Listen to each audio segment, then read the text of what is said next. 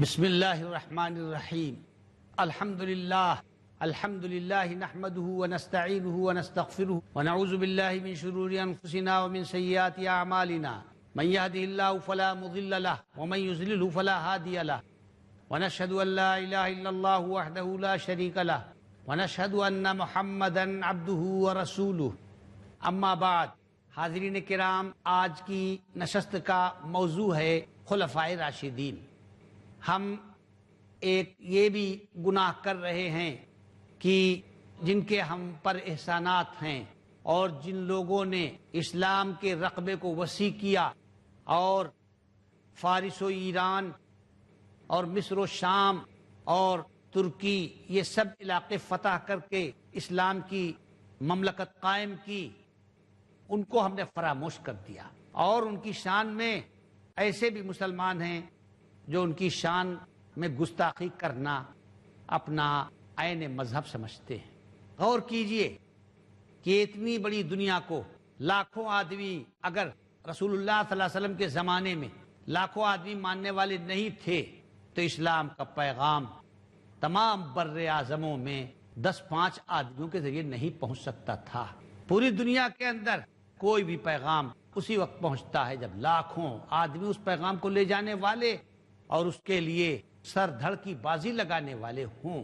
تو خلفائے راشدین یعنی وہ رسول اللہ صلی اللہ علیہ وسلم کے بعد آنے والے لوگ کہ جو ہدایت پر تھے، جو رسول اللہ صلی اللہ علیہ وسلم کے طریقے پر تھے، جو اہدنا الصراط المستقیم کا مصداق تھے، وہ ہیں خلفائے راشدین۔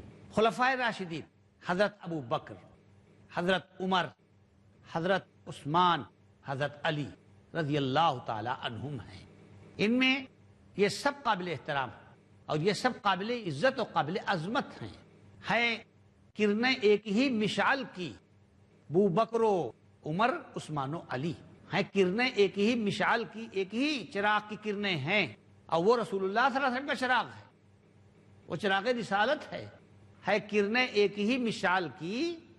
ابو بکر و عمر، عثمان و علی ہم مرتبہ ہیں یاران نبی، کچھ فرق نہیں ان چاروں میں۔ ان میں فرق کرنا کہ کسی کا احترام کرنا اور کسی کی توہین کرنا، یہ حق پرست آدمی اور حقیقت شناس آدمی کا کام نہیں ہو سکتا۔ جو حق پرستی جس کا شیوا نہیں ہے، جو حقیقت کے بجائے غیر ثابت شدہ چیزوں کی طرف دھیان دیتا ہے، یہ اس کا کام ہو سکتا ہے۔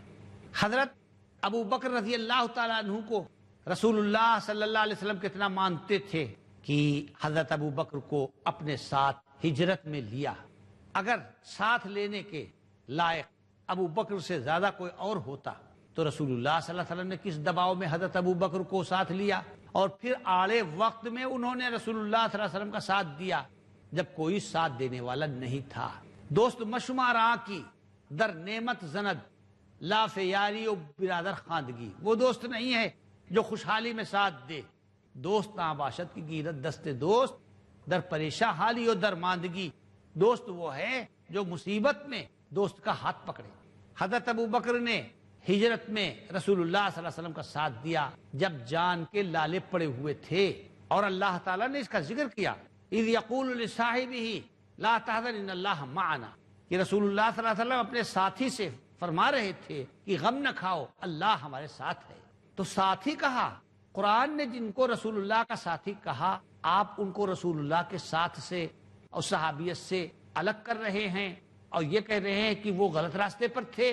عمر رضی اللہ تعالیٰ عنہ کے زمانے میں ایران، عراق، مصر یہ سب فتح ہوا، ان کا ہمارے اوپر احسان ہے، ہم ان کے احسان کو کیسے فراموش کر سکتے ہیں۔ حضرت عثمان اور حضرت علی کے زمانے میں افریقہ کا علاقہ فتح ہوا، حضرت علی نے حکمت کے دریا بہائے اور اسلام کے ہر موقع کے اوپر کام آئے۔ بدر کی لڑائی میں جو جوہر حضرت علی نے دکھایا، اور احد کی لڑائی میں سب سے پہلے رسول اللہ صلی اللہ علیہ وسلم کی خبرگیری کے لیے پہنچے، اور خندق کی لڑائی میں سب سے پہلے جب ایک کافر کو قتل کیا اور غزوہ خندق میں آنے والے کفار ان میں بھگدڑ مچ گئی اور سراسیمہ ہو گئے، یہ حضرت علی کے کارنامے ہیں۔ تو ہر خلیفہ راشد کا کارنامہ آب زر سے لکھنے کے لائق ہے اور کسی کو فراموش نہیں کیا جا سکتا۔ ایک مرتبہ رسول اللہ صلی اللہ علیہ وسلم نے دریافت فرمایا، من اصبح اليوم منکم صائما کہ آج صبح سے روزہ کون ہے؟ قال ابو بکر انا، حضرت ابو بکر نے عرض کیا کہ اللہ کے رسول مجھے روزہ رکھنے کی توفیق ہوئی۔ فرمایا من اتما منکم اليوم مسکینا، آج غریب کو کھانا کس نے کھلایا؟ قال ابو بکر انا، حضرت ابو بکر نے فرمایا کہ یہ مجھ کو سعادت حاصل ہوئی ہے۔ من عاد منکم اليوم مریضا، آج بیمار کو دیکھنے کون گیا؟ قال ابو بکر انا، حضرت ابو بکر نے عرض کیا کہ بیمار کو دیکھنے کا بھی مجھے موقع ملا۔ من شہید منکم اليوم جنازۃ، آج جنازے میں کون شریک ہوا؟ قال ابو بکر انا، حضرت ابو بکر نے عرض کیا کہ جنازے میں مجھے شرکت کا موقع ملا۔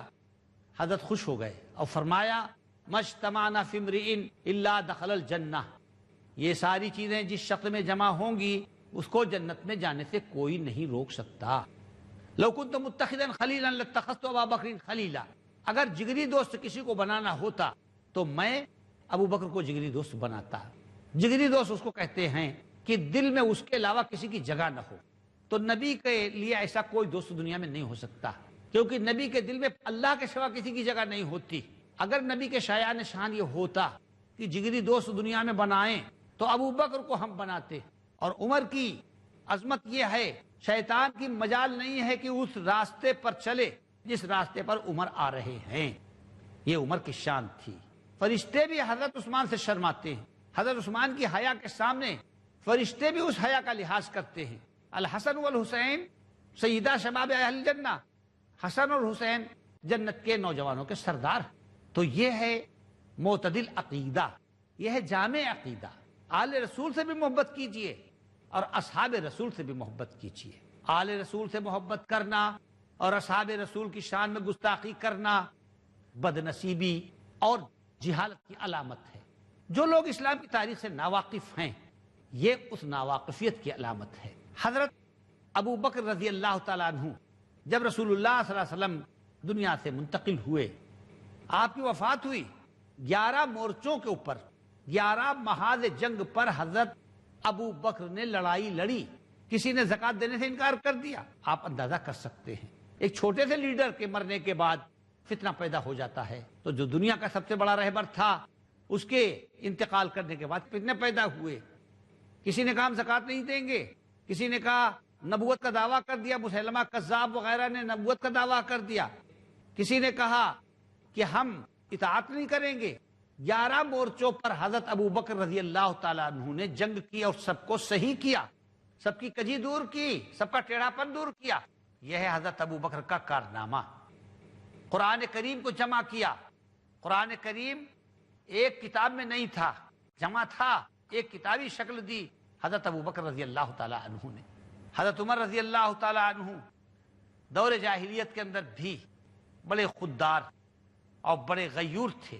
ایک مرتبہ اسلام لانے سے پہلے کا واقعہ ہے کہ ملک شام تجارت کے لیے گئے تھے، تجارت کر کے وہاں سے واپس ہوئے تو قافلے والوں سے کہا کہ ملک شام میں میرا ایک کام رہ گیا ہے اور میں چلا آیا ہوں، آپ حضرات سفر جاری رکھیے اور میں اپنا کام کر کے واپس آتا ہوں۔ تو حضرت عمر چلے گئے، شام کے ایک بازار میں کوئی کام کر رہے تھے کہ اتنے میں ایک پادری آیا۔ وہ لوگ جو ملک شام کے رہنے والے تھے اور یہ عیسائی مسلمانوں کو ذلیل سمجھتے تھے، عربوں کو ذلیل سمجھتے تھے۔ اس وقت اسلام کا تو وہ دور دورہ نہیں تھا، عمر مسلمان نہیں تھے، عرب سمجھ کر ان کو ذلیل کرنا چاہا اور ان کو پکڑ کر اپنے گرجا گھر میں لے گیا اور کہا کہ یہ جو مٹی ہے اس کو یہاں سے اٹھا کر وہاں ڈالو جا کر، ٹوکرا دیا اور پھاوڑا دیا۔ حضرت عمر اس ذلت کو کہاں گوارا کر سکتے تھے؟ وہ پادری تو یہ کہہ کے چلا گیا، حضرت عمر بیٹھے رہے اسی طرح۔ دوپہر کو آیا تو دیکھا کہ کچھ بھی کام نہیں کیا ہے، تو مارے غصے کے اس نے ایک مکہ حضرت عمر رضی اللہ تعالیٰ عنہ کے سر پہ مارا۔ حضرت عمر فرماتے ہیں کہ میرا سر بھن آ گیا۔ اس کے بعد میں نے پھاوڑے کو اٹھا کر وہی پھاوڑے کا جو پچھلا حصہ تھا اس کے سر پہ رسید کر دیا اور اس کا بھیجا پھٹ گیا اور وہ وہیں پر اسے دم توڑ دیا، اور اس کے بعد میں وہاں سے بھاگ کھڑا ہوا۔ تو یہ تھے حضرت عمر رضی اللہ تعالیٰ عنہ۔ دور جاہلیت میں بھی وہ کسی کی ذلت کو برداشت کرنا ان کے خمیر سے باہر کی بات تھی، ان کے خمیر میں یہ نہیں تھا کہ وہ ذلت برداشت کریں۔ تو حضرت عمر رضی اللہ تعالیٰ عنہ ایمان لائے اور پھر اللہ تعالیٰ نے ان کو خلافت عطا کی۔ تو کیا کیا انہوں نے؟ انہی کے زمانے میں ملک شام فتح ہوا، انہی کے زمانے میں عراق فتح ہوا، انہی کے زمانے میں ایران فتح ہوا، اور پھر وہ کتنے نرم دل تھے کہ مدینہ دارالسلطنت تھا، راجدھانی تھا، اتنے ملکوں کی راجدھانی، مصر کی راجدھانی، شام کی راجدھانی، عراق کی راجدھانی، تو راجدھانی میں تو 24 گھنٹے لوگ آتے جاتے رہتے، لاکھوں لوگ آتے ہیں اور جاتے ہیں۔ جب شام ہو جاتی تھی تو مدینے کے باہر خیمے ڈال کر رہتے تھے، جب صبح ہوتی تھی تو پہنچتے تھے۔ تو حضرت عمر اکثر رات کو گشت کیا کرتے تھے کہ جو لوگ مدینے سے باہر ہیں اور رات کو پہنچے ہیں اور خیمے ڈال کے پڑے ہوئے ہیں، کوئی چوری نہ کرے، کوئی رہزنی نہ کرے، کوئی ان کو ستائے نہیں، تو گشت کرتے تھے۔ تو ایک مرتبہ دیکھا کہ ایک خیمہ لگا ہوا ہے اور خیمے کے باہر ایک بدو بیٹھا ہوا ہے، تو حضرت اس سے باتیں کرنے لگے، ترس کھایا کہ بیچارہ پردیسی ہے اور اکیلا بیٹھا ہوا ہے، باتیں کرنے لگے۔ باتیں کرتے کرتے خیمے کے اندر سے ایک عورت کے رونے کی آواز آئی، تو آپ نے پوچھا یہ کیا ماجرا ہے؟ تو کہا یہ آپ کے لائن کی بات نہیں ہے، یہ مردوں والی بات نہیں، یہ عورتوں والی بات۔ تو آپ نے فرمایا عورتوں والی کیا بات ہے؟ کہا یہ میری بیوی ہے اور حمل کی حالت میں ہے، بچے کی پیدائش ہو رہی اس لیے وہ رو رہی ہے، تو یہ آپ سے اس کا کیا مطلب ہے؟ کوئی اور ہوتا، غور کیجئے، وہ سچے خلیفہ تھے، کیا جھوٹے خلیفہ کی یہ شان ہوتی ہے؟ کیا دنیا دار آدمی کی یہ بات ہوتی ہے؟ حضرت فوراً گئے اپنے گھر اور اپنی بیوی کو لے کر آئے اور کہا کہ ایک پردیسی غریب آدمی ہے، اس کی بیوی کے یہاں پیدائش ہو رہی ہے اور کوئی اس کی تیمارداری کرنے والا نہیں ہے، تم چلو اور اس پردیسی عورت کی تیمارداری کرو۔ وہ آئیں اور انہوں نے اس کی دیکھ بھال کی۔ تھوڑی دیر کے بعد اندر سے آواز آئی، امیر المومنین ابشر صاحبک بالابن، امیر المومنین جو باہر آدمی بیٹھا ہوا ہے اور جس سے آپ باتیں کر رہے ہیں اس کو آپ خوشخبری دیجئے کہ اس کے گھر لڑکا پیدا ہوا۔ تب جا کر اس بدو کی سمجھ میں آیا کہ یہ تو بادشاہ ہیں، یہ تو امیر المومنین ہیں، اور جو اندر عورت ہماری بیوی کی تیمارداری کری وہ امیر المومنین کی ملکہ ہیں۔ اسی طرح اور دیگر خلفاء کے کارنامے ہیں۔ وقفے کا وقت ہو گیا ہے، وقفے کے بعد انشاءاللہ حاضر ہوں گے اور جو بات رہ گئی اسے مکمل کریں گے۔ السلام علیکم ورحمۃ اللہ۔ السلام علیکم ورحمۃ اللہ۔ حاضرین، وقفے کے بعد آپ کی خدمت میں حاضر ہیں۔ مسئلہ چل رہا تھا اور موضوع چل رہا تھا خلفائے راشدین کا۔ حضرت ابوبکر رضی اللہ تعالیٰ عنہ کے زمانے میں مسیلمہ مارا گیا، اسود عنسی مارا گیا، اور جو نبوت کا جھوٹا دعویٰ کرنے والے تھے یا تو جہنم رسید ہو گئے اور یا پھر انہوں نے دوبارہ توبہ کی اور اسلام قبول کیا اور اسلام کے اندر داخل ہو گئے۔ جن لوگوں نے زکوٰۃ دینے سے انکار کیا ان کی سمجھ میں آ گیا اور انہوں نے بیت المال میں لا کر زکوٰۃ جمع کی۔ پھر حضرت عمر رضی اللہ تعالیٰ عنہ کا دور آیا۔ حضرت عمر رضی اللہ تعالیٰ عنہ دور جاہلیت کے اندر بھی بڑے خوددار اور بڑے غیور تھے۔ ایک مرتبہ اسلام لانے سے پہلے کا واقعہ ہے کہ ملک شام تجارت کے لیے گئے تھے، تجارت کر کے وہاں سے واپس ہوئے تو قافلے والوں سے کہا کہ ملک شام میں میرا ایک کام رہ گیا ہے اور میں چلا آیا ہوں، آپ حضرات سفر جاری رکھیے اور میں اپنا کام کر کے واپس آتا ہوں۔ تو حضرت عمر چلے گئے شام کے ایک بازار میں، کوئی کام کر رہے تھے کہ اتنے میں ایک پادری آیا۔ وہ لوگ جو ملک شام کے رہنے والے تھے اور یہ عیسائی مسلمانوں کو ذلیل سمجھتے تھے، عربوں کو ذلیل سمجھتے تھے۔ اس وقت اسلام کا تو وہ دور دورہ نہیں تھا، عمر مسلمان نہیں تھے، عرب سمجھ کر ان کو ذلیل کرنا چاہا اور ان کو پکڑ کر اپنے گرجا گھر میں لے گیا اور کہا کہ یہ جو مٹی ہے اس کو یہاں سے اٹھا کر وہاں ڈالو جا کر، ٹوکرا دیا اور پھاوڑا دیا۔ حضرت عمر اس ذلت کو کہاں گوارا کر سکتے تھے؟ وہ پادری تو یہ کہہ کے چلا گیا، حضرت عمر بیٹھے رہے اسی طرح۔ دوپہر کو آیا تو دیکھا کہ کچھ بھی کام نہیں کیا ہے، تو مارے غصے کے اس نے ایک مکہ حضرت عمر رضی اللہ تعالیٰ عنہ کے سر پہ مارا۔ حضرت عمر فرماتے ہیں کہ میرا سر بھن آ گیا۔ اس کے بعد میں نے پھاوڑے کو اٹھا کر وہی پھاوڑے کا جو پچھلا حصہ تھا اس کے سر پہ رسید کر دیا اور اس کا بھیجا پھٹ گیا اور وہ وہیں پر اسے دم توڑ دیا، اور اس کے بعد میں وہاں سے بھاگ کھڑا ہوا۔ تو یہ تھے حضرت عمر رضی اللہ تعالیٰ عنہ۔ دور جاہلیت میں بھی وہ کسی کی ذلت کو برداشت کرنا ان کے خمیر سے باہر کی بات تھی، ان کے خمیر میں یہ نہیں تھا کہ وہ ذلت برداشت کریں۔ تو حضرت عمر رضی اللہ تعالیٰ عنہ ایمان لائے اور پھر اللہ تعالیٰ نے ان کو خلافت عطا کی۔ تو کیا کیا انہوں نے؟ انہی کے زمانے میں ملک شام فتح ہوا، انہی کے زمانے میں عراق فتح ہوا، انہی کے زمانے میں ایران فتح ہوا، اور پھر وہ کتنے نرم دل تھے کہ مدینہ دارالسلطنت تھا، راجدھانی تھا، اتنے ملکوں کی راجدھانی، مصر کی راجدھانی، شام کی راجدھانی، عراق کی راجدھانی، تو راجدھانی میں تو 24 گھنٹے لوگ آتے جاتے رہتے، لاکھوں لوگ آتے ہیں اور جاتے ہیں۔ جب شام ہو جاتی تھی تو مدینے کے باہر خیمے ڈال کر رہتے تھے، جب صبح ہوتی تھی تو پہنچتے تھے۔ تو حضرت عمر اکثر رات کو گشت کیا کرتے تھے کہ جو لوگ مدینے سے باہر ہیں اور رات کو پہنچے ہیں اور خیمے ڈال کے پڑے ہوئے ہیں، کوئی چوری نہ کرے، کوئی رہزنی نہ کرے، کوئی ان کو ستائے نہیں، تو گشت کرتے تھے۔ تو ایک مرتبہ دیکھا کہ ایک خیمہ لگا ہوا ہے اور خیمے کے باہر ایک بدو بیٹھا ہوا ہے، تو حضرت اس سے باتیں کرنے لگے، ترس کھایا کہ بیچارہ پردیسی ہے اب اکیلا بیٹھا ہوا ہے، باتیں کرنے لگے۔ باتیں کرتے کرتے خیمے کے اندر سے ایک عورت کے رونے کی آواز آئی، تو آپ نے پوچھا یہ کیا ماجرا ہے؟ تو کہا یہ آپ کے لائن کی بات نہیں ہے، یہ مردوں والی بات نہیں، یہ عورتوں والی بات۔ تو آپ نے فرمایا عورتوں والی کیا بات ہے؟ کہا یہ میری بیوی ہے اور حمل کی حالت میں ہے، بچے کی پیدائش ہو رہی اس لیے وہ رو رہی ہے۔ تو یہ آپ سے اس کا کیا مطلب ہے؟ کوئی اور ہوتا، غور کیجئے، وہ سچے خلیفہ تھے، کیا جھوٹے خلیفہ کی یہ شان ہوتی ہے؟ کیا دنیا دار آدمی کی یہ بات ہوتی ہے؟ حضرت فوراً گئے اپنے گھر اور اپنی بیوی کو لے کر آئے اور کہا کہ ایک پردیسی غریب آدمی ہے، اس کی بیوی کے یہاں پیدائش ہو رہی ہے اور کوئی اس کی تیمارداری کرنے والا نہیں ہے، تم چلو اور اس پردیسی عورت کی تیمارداری کرو۔ وہ آئیں اور انہوں نے اس کی دیکھ بھال کی۔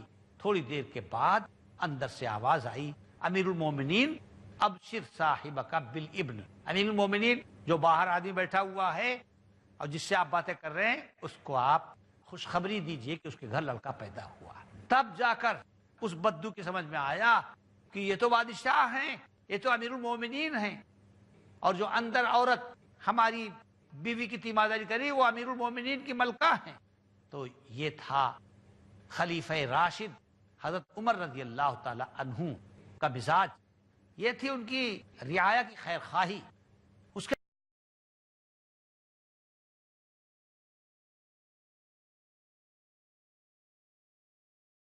وقت ہے اور غزوہ تبوک میں جانا ضروری ہے، سامان کی کمی ہے، آپ حضرات چندہ دیجئے۔ منبر کے اوپر کھڑے ہو کر مسجد نبی میں آپ نے چندے کی اپیل کی، لوگوں نے چندہ دیا، لیکن حضرت عثمان رضی اللہ تعالیٰ عنہ نے کہا کہ علیہ مئۃ من الابل باقطابها واحمالها، سب لوگوں نے تھوڑا تھوڑا چندہ دیا۔ حضرت عثمان نے فرمایا کہ 100 اونٹ میں پیش کرتا ہوں، اور خالی 100 اونٹ نہیں بلکہ 100 اونٹ مئے ساز و سامان کے، جتنے ہتھیار ان کے اوپر ہیں اور جتنا غلہ ہے اور جتنا پنیر ہے اور جتنا شہد ہے اور جتنی شکر سب اور جتنی کھجور ہیں وہ سب میں 100 اونٹ دیتا ہوں۔ حضرت خوش ہو گئے۔ اس کے بعد پھر آپ نے اپیل کی کہ غزوہ تبوک میں چندہ دینے کی ضرورت ہے، وہاں بہت ساز و سامان چاہیے۔ تو پھر حضرت عثمان نے فرمایا کہ 100 اونٹ میں اور اپنے ذمہ لیتا ہوں۔ حضرت خوش ہو گئے۔ آپ نے فرمایا اور غزوہ تبوک میں چندہ دو، تو پھر حضرت عثمان نے فرمایا کہ 100 اونٹ میں اور دیتا ہوں۔ پھر حضرت بہت خوش ہو گئے۔ پھر آخری سیڑھی پر آپ آ گئے، پہلی سیڑھی سے اترے، دوسری پہ، دوسری سے تیسری پہ آئے اور فرمایا غزوہ تبوک میں چندہ دو، بہت زیادہ سامان کی ضرورت ہے۔ تو حضرت عثمان گھر گئے اور جا کر ایک بورا لے کر آئے جس کو اٹھانا مشکل تھا، اس میں سونے کے سکے تھے، 1000 اشرفیاں تھیں، وہ لا کر رسول اللہ صلی اللہ علیہ وسلم کے قدموں میں ڈھیر کر دی۔ حضرت خوش ہو گئے اور آپ داہنے ہاتھ میں اپنے اشرفیاں لیں اور بائیں ہاتھ پر اس کو ڈال لیتے اشرفیوں کو، اور فرما رہے تھے ما ضر عثمان ما عمل بعد اليوم، عثمان جو کچھ بھی کریں آج کے بعد عثمان کو کوئی نقصان نہیں پہنچے گا، اللہ سب معاف کر دے گا۔ اللہ تعالیٰ نے عثمان کی اس عمل کو اتنا قبول کیا کہ اتنا بڑا چندہ، اتنی بڑی مالی امداد اسلام کے لیے پیش کی انہوں نے، اللہ تعالیٰ خوش ہو گیا۔ تو حضرت عثمان غنی کا ایک کارنامہ نہیں ہے، مسجد نبوی کی توسیع حضرت عثمان نے کرائی۔ یہودی کنویں کا مالک تھا، مسلمان پیسے دے کر پانی خریدتے تھے، حضرت عثمان نے خرید کر تمام مسلمانوں کے لیے کنویں کو وقف کر دیا، آزاد کر دیا۔ حضرت عثمان کی یہ قربانیاں ہیں۔ حضرت علی کی کیا کہنے، حضرت علی کی والدہ بھی ہاشمی تھی، یعنی ہاشمی خاندان کی تھی، اور حضرت علی کے والد بھی ہاشمی خاندان کے تھے۔ چنانچہ کہا جاتا ہے کہ حضرت علی وہ آدمی ہیں کہ جو باپ کی طرف سے بھی ہاشمی ہیں اور ماں کی طرف سے بھی ہاشمی ہیں، یعنی ماں بھی بنو ہاشم میں سے تھی اور باپ بھی بنو ہاشم میں سے تھے، تو اعلیٰ درجے کا خاندان تھا۔ پھر اللہ تعالیٰ نے ان کو کیا سعادت دی کہ رسول اللہ صلی اللہ علیہ وسلم کی تربیت میں رہے، رسول اللہ صلی اللہ علیہ وسلم کی پرورش میں رہے، بچپن سے بیٹے کی طرح رسول اللہ نے ان کی پرورش کی۔ ایک مرتبہ قحط پڑا تو رسول اللہ صلی اللہ علیہ وسلم نے اپنے چچا حضرت عباس سے کہا کہ ابو طالب جو ہمارے چچا ہیں وہ غریب آدمی ہیں، سخی ہیں، سردار ہیں، غریب ہیں اور اولاد زیادہ ہے، تو ایسا کیوں نہ کیا جائے کہ ہم لوگ ایک ایک لڑکے کو اپنی پرورش میں لے لیں تاکہ ابو طالب کا بوجھ کم پڑ جائے، ہلکا ہو جائے۔ چنانچہ حاضر ہوئے کہا کہ ابو طالب قحط پڑا ہوا ہے، تمہارے اولاد زیادہ ہے اور تم اپنی سخاوت کی وجہ سے غریب ہو، تو ایک لڑکا ہم کو دے دو اور ایک لڑکا محمد کو دے دو۔ تو انہوں نے کہا طالب اور عقیل کو چھوڑ کر جس کو چاہو تم لوگ لے لو۔ تو حضرت جعفر کو حضرت عباس نے اپنی پرورش میں لے لیا اور حضرت علی کو رسول اللہ صلی اللہ علیہ وسلم نے اپنی پرورش میں لیا، اور بیٹے کی طرح حضرت علی پرورش پاتے رہے۔ تو ہوش سنبھالنے سے پہلے ہی اسلام ان کے دل میں اور ان کے دماغ میں پیوست ہو چکا تھا۔ کہا جاتا ہے کہ سب سے پہلے حضرت خدیجہ کے بعد حضرت علی اسلام لائے، اور پھر رسول اللہ صلی اللہ علیہ وسلم نے ان کو دامادی کا شرف بخشا، تو ان کی اہمیت اور رسول اللہ سے ان کا قرب اور رسول اللہ سے ان کی رشتہ داری اور بڑھ گئی۔ اور پھر وقتاً فوقتاً غزوہ خیبر کے موقع پر جب خیبر کا قلعہ فتح نہیں ہو رہا تھا تو آپ نے فرمایا کل غدن اوتی رایا رجلا یحبہ اللہ ورسولہ، کل ہم ایسے آدمی کے ہاتھ میں جھنڈا دیں گے جو اللہ اور رسول سے محبت کرتا ہے اور اللہ اور رسول اس سے محبت کرتا ہے۔ لوگ کہتے تھے دیکھیں وہ کون خوش نصیب ہے کہ جس کو رسول اللہ صلی اللہ علیہ وسلم جھنڈا دیں گے۔ جب صبح ہوئی تو آپ نے پکارا این علی، کہ علی کہاں ہے؟ تب لوگوں کی سمجھ میں آیا کہ یہ سعادت اور یہ خوش نصیبی تو علی کی قسمت میں تھی۔ چنانچہ حضرت علی کو جھنڈا دیا اور انہوں نے جا کر خیبر کے قلعے کو فتح کیا۔ تو یہ چاروں خلفاء، ان کی اتنی فضیلتیں ہیں اور ان کی اتنی قربانیاں، ان میں سے کسی کی شان میں گستاخی کرنا اپنی آخرت کو برباد کرنا ہے۔ حاضرین، وقت ہو چکا ہے۔ السلام علیکم ورحمۃ اللہ۔